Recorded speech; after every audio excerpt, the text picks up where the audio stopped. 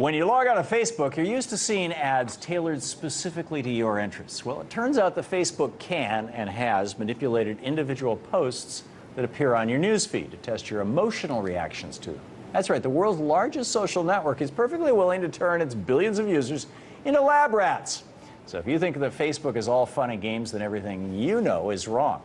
Joining me now is Schiffer, business and technology analyst and chairman and CEO of Patriarch Equity and DigitalMarketing.com. Eric, welcome. Thank you very much. Nice to be here with you, Tom. Thanks for joining us. Facebook routinely alters what users see on their news feeds. What was different about what they did in this study? Well, this one was done without any disclosure, and it was done to affect people's emotions.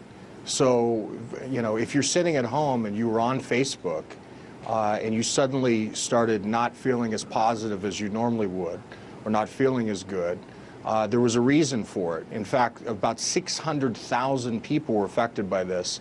And what they did basically is they began to show amongst your friends' feed negative things.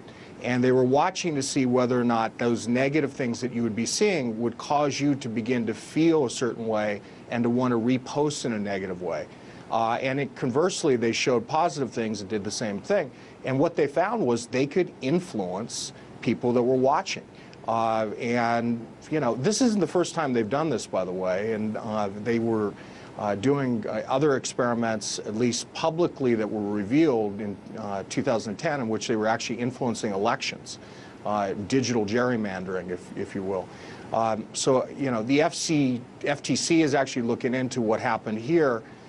This isn't the first time, though, that media, as we know, are influencing emotions. You know, I mean, typically, even you, if you turn on Fox News, I bet it would influence your emotions. Well, I would, the first thought that went through my head was, how is this different from all the cheerleading for the Iraq War that we saw on every television network in late 2002 and early 2003? Or for that matter, back in the 90s, for the first Iraq War, you know, where the daughter of the Kuwaiti ambassador came on television and before Congress lied about her identity and talked about throwing babies out of preemie things in the hospital, something that actually never happened, that convinced us all we needed to go to war. Right. Well, I think good point. This is even more subtle.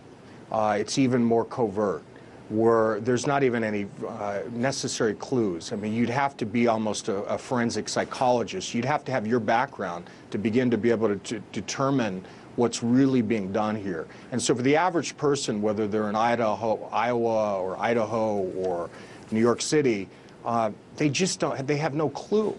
And some would say the same as, you know, was the case with the Iraqi situation.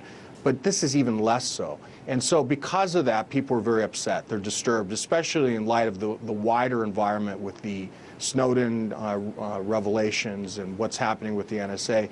People have said enough is enough, and especially with a medium that they've learned to trust and have into their homes, that they've invited their families and their loved ones to participate in.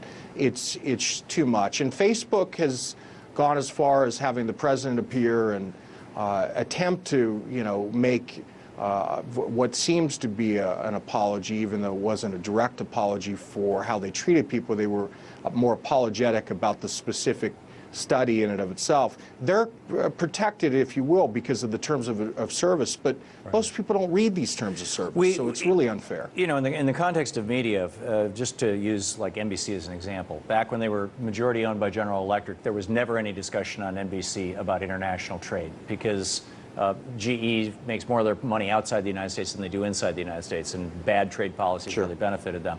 Now that they're owned by Comcast, there's no discussion about net neutrality, because Comcast is, you know, going to make a fortune if net neutrality is completely right. trashed.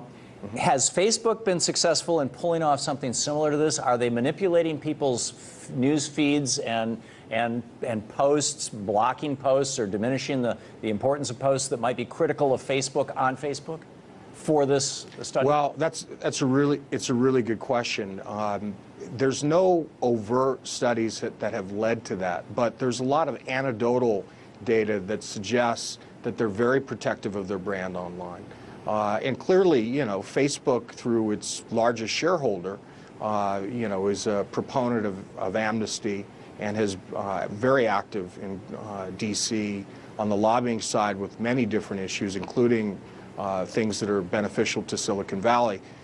So, you know, this is not the internet. This is one thing, as you and I know, I mean, and it's important for the public to know, the Facebook is not the internet. Facebook is a for-profit organization that benefits and does things that will benefit itself. And that's why I think the FTC is looking into this issue, and others that, you know, can protect the average people from it going too far.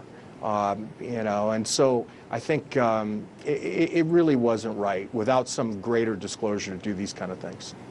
Right. Okay, that's it's absolutely an extraordinary story, and I'm waiting for the other shoe to drop, for somebody to come out and say, okay, we created, you know, 5,000 user identities and trash talked Facebook, and none of them appeared on anybody, you know, or something, or maybe not, or maybe they did. You know. Anyhow, Eric Schiffer, thanks so much for being with us. Pleasure. Thank you for having me, Tom. Thank you.